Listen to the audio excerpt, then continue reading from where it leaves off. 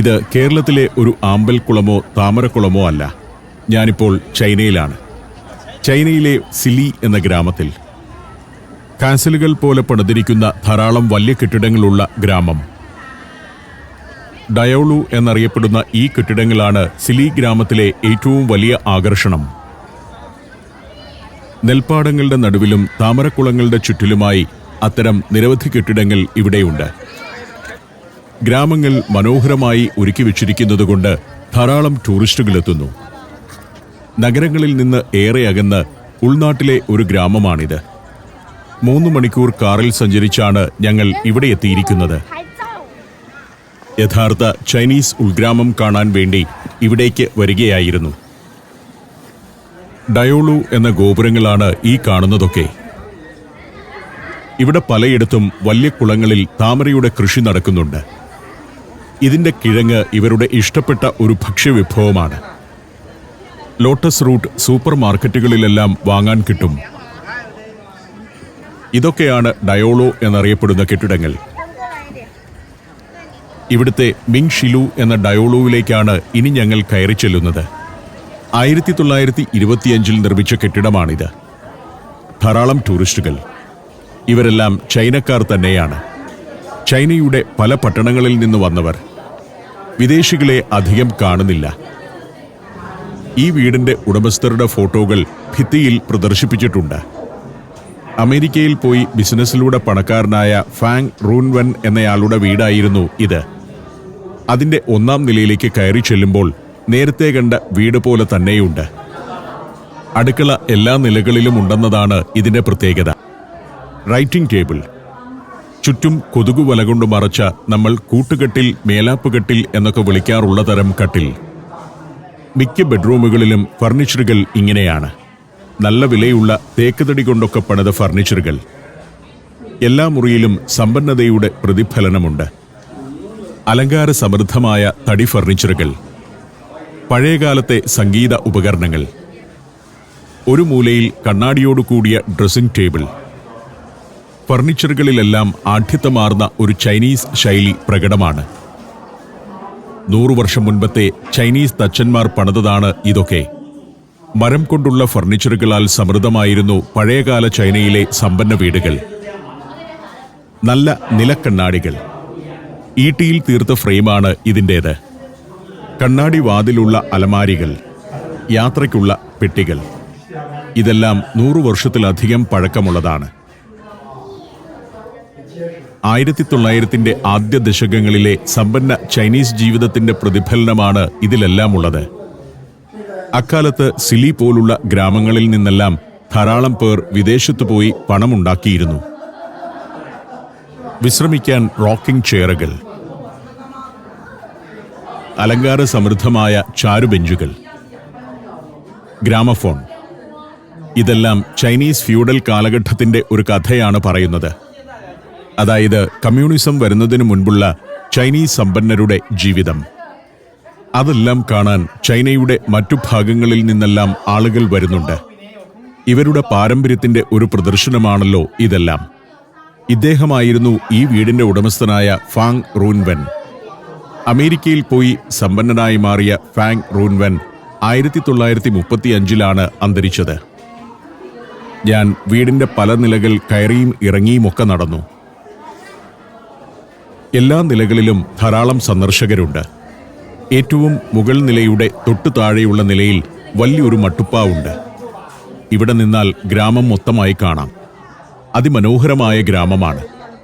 കുടിലുകളോ വൃത്തികെട്ട കെട്ടിടങ്ങളോ ഒന്നുമില്ല. എല്ലാം ഏതാണ്ട് ഒരേ രൂപവും നിറവുമുള്ള കെട്ടിടങ്ങൾ. ഇത്തരം നിരവധി ഗ്രാമങ്ങൾ ഇപ്പോൾ ചൈനയുടെ ഉൾനാടുകളിൽ സംരക്ഷിച്ച് നിലനിർത്തുന്നുണ്ട്. ഇതിനെയാണ് ഹെറിറ്റേജ് നിലനിർത്തുക എന്ന് പറയുന്നത്. ഓരോരുത്തരും തോന്നും പോലെ കെട്ടിടങ്ങൾ പണിയുകയല്ല. പൗരാണിക കെട്ടിടങ്ങളെ അതേപടി തന്നെ നിലനിർത്തിയിരിക്കുന്നു. വേറെ ശൈലിയിലുള്ള ഒരു കെട്ടിടവും പണിയാൻ അനുവദിച്ചിട്ടില്ല. നെൽവയലുകൾക്ക് അകത്താണ് ഓരോ കെട്ടിടവും. കൗതുകകരമാണ് ഈ സിലി ഗ്രാമത്തിന്റെ ചരിത്രം. പുരാതന കാലത്ത് ഫാങ് കുടുംബ പരമ്പരയിൽപ്പെട്ട ആളുകൾ വസിച്ചിരുന്ന ഗ്രാമമാണ് ഇത്. കൃഷിയായിരുന്നു അവരുടെ ഉപജീവനമാർഗം. 19-ാം നൂറ്റാണ്ടിൽ കടുത്ത ദാരിദ്ര്യവും സാമൂഹികമായ പ്രശ്നങ്ങളും കാരണം ഗ്രാമത്തിലെ മിക്ക പുരുഷന്മാരും US, കാനഡ, സിംഗപ്പൂർ, മലേഷ്യ തുടങ്ങിയ രാജ്യങ്ങളിലേക്ക് കുടിയേറി. കഠിനാധ്വാനം ചെയ്ത് പണമുണ്ടാക്കിയ അവർ ആ പണം ഗ്രാമത്തിലേക്ക് അയക്കാൻ തുടങ്ങി.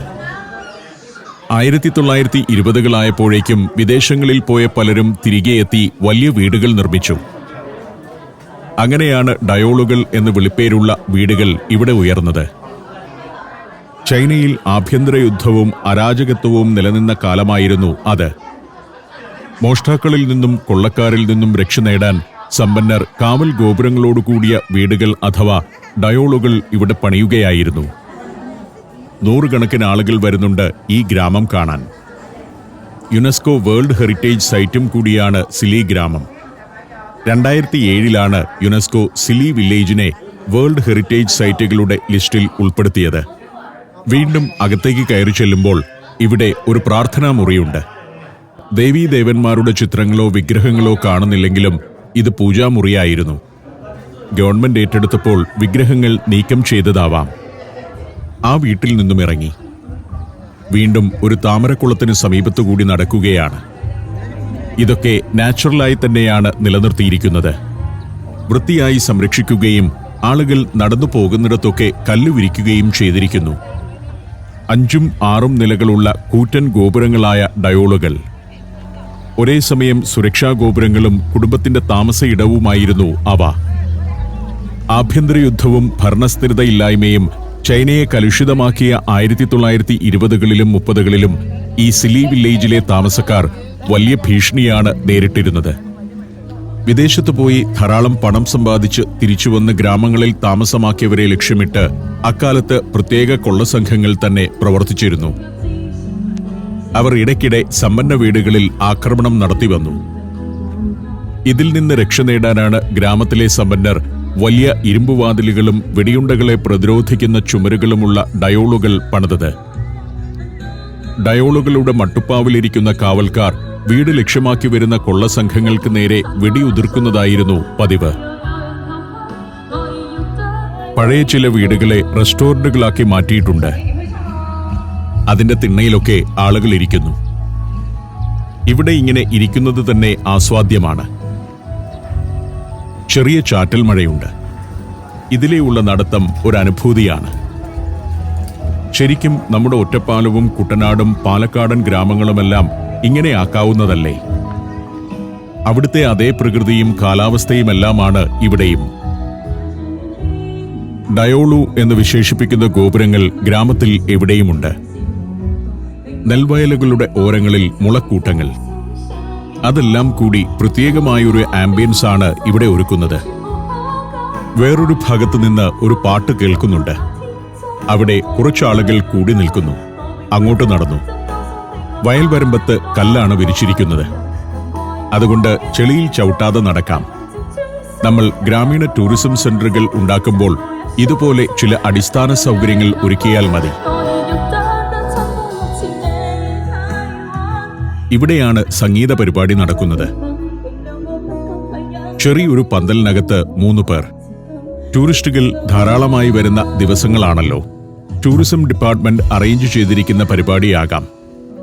ചാറ്റൽ മഴയിലും പാട്ട് കേൾക്കാനും പ്രോത്സാഹിപ്പിക്കാനും ആളുകളുണ്ട്. ഞാൻ ശ്രദ്ധിക്കുന്നത് ഇവരുടെ വസ്ത്രധാരണവും ഡിസിപ്ലിനുമൊക്കെയാണ്. കൂവലും ബഹളങ്ങളുമൊന്നുമില്ല.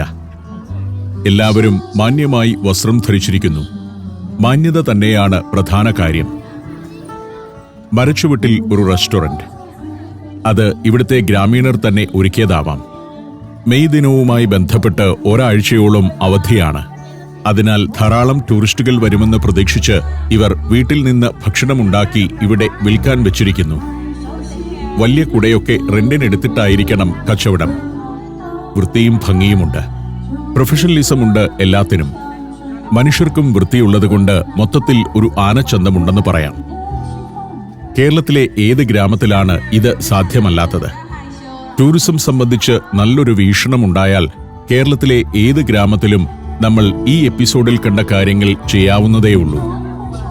വേറൊരു കാര്യം ഇതാണ്. 2-3 സ്ത്രീകൾ ഏതു നേരവും വേസ്റ്റ് കോരാൻ വേണ്ടി മാത്രം നടക്കുന്നു. ആരെങ്കിലും ഒരു തുണ്ടുകടലാസ് നിലത്തിട്ടാൽ അപ്പോൾ അതെടുത്തു മാറ്റും. ഇതൊക്കെയാണ് ആധുനിക സമൂഹത്തിൽ നടക്കുന്നത്.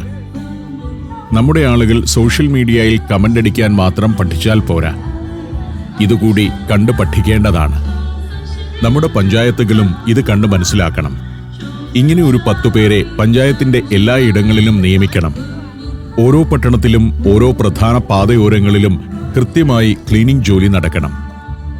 ചൂലും കോരിയുമൊക്കെയായി ഇവിടെ പലരുണ്ട്. ആളുകൾ നിലത്ത് വേസ്റ്റ് ഇടുന്നില്ല. ഇനി എങ്ങാനും വേസ്റ്റ് വീണാൽ ക്ലീനിംഗ് സ്റ്റാഫ് അപ്പോൾ തന്നെ അത് നീക്കും.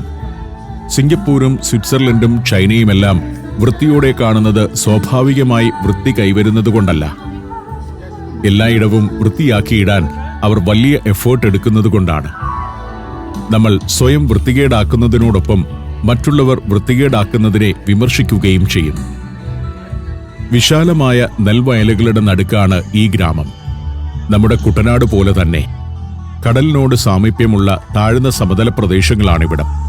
അതുകൊണ്ട് മുൻപ് മഴക്കാലത്ത് ഇവിടെ വെള്ളപ്പൊക്കം പതിവായിരുന്നു. അതിനാൽ വീടുകളുടെ താഴത്തെ നിലയിൽ ഫർണിച്ചർ ഒന്നുമിടാതെ ഒഴിച്ചിടുന്നതായിരുന്നു പതിവ്. വീടുകളുടെ പുറം ചുവരിന് പല പെയിന്റ് അടിച്ചിട്ടില്ല. ആ സ്വാഭാവിക നിറം തന്നെ എന്തൊരു ഭംഗിയാണ്! ഒരേ ചാരനിറം. എല്ലാ കെട്ടിടങ്ങൾക്കും അതേ നിറമാണ്. വയൽവരമ്പിലൂടെ ടൂറിസ്റ്റുകൾ വരും എന്നുള്ളതുകൊണ്ട് അവർക്ക് നടക്കാൻ പ്രത്യേക സംവിധാനങ്ങൾ ഒരുക്കിയിരിക്കുന്നു. അത് പൊട്ടിപ്പൊളിഞ്ഞു കിടക്കുകയല്ല. കൽപ്പാളികൾ കൃത്യതയോടെ വിരിച്ചിരിക്കുന്നു. ടൂറിസ്റ്റുകൾ ഒഴുകുകയാണ്. ചൈന വലിയൊരു രാജ്യം ആയതുകൊണ്ട് അതിന്റെ പല സ്റ്റേറ്റുകളിൽ നിന്ന് ആളുകൾ വന്നാൽ തന്നെ ഇവിടെ ടൂറിസം വലിയൊരു വ്യവസായമായി മാറും. ഉത്തരേന്ത്യയിൽ നിന്നും ദക്ഷിണേന്ത്യയിലെ മറ്റു സംസ്ഥാനങ്ങളിൽ നിന്നും കേരളത്തിലെ എല്ലാ ഗ്രാമങ്ങളിലേക്കും ആളുകൾ വന്നാൽ തന്നെ ടൂറിസം രംഗത്ത് വലിയ മാറ്റമുണ്ടാവും. കേരളീയ കൃഷിരീതി, ഭക്ഷണം, വളർത്തുമൃഗങ്ങളുടെ പരിപാലനം, ഇതൊക്കെ ടൂറിസ്റ്റുകളെ ആകർഷിക്കുന്ന കാര്യങ്ങൾ തന്നെയാണ്. ഈ സിലി ഗ്രാമത്തിലെ പോലെ തന്നെ നമുക്ക് ടൂറിസം വളർത്താവുന്നതേയുള്ളൂ. ഇതാണ് ശരിക്കുമുള്ള ആഭ്യന്തര ടൂറിസം. ചൈനക്കാരല്ലാതെ യൂറോപ്യരോ അമേരിക്കക്കാരോ ആയ ആരെയും തന്നെ ഇന്ന് ഞാൻ ഈ ഗ്രാമത്തിൽ കണ്ടിട്ടില്ല. Malaysia, Thailand, Tanzania, China.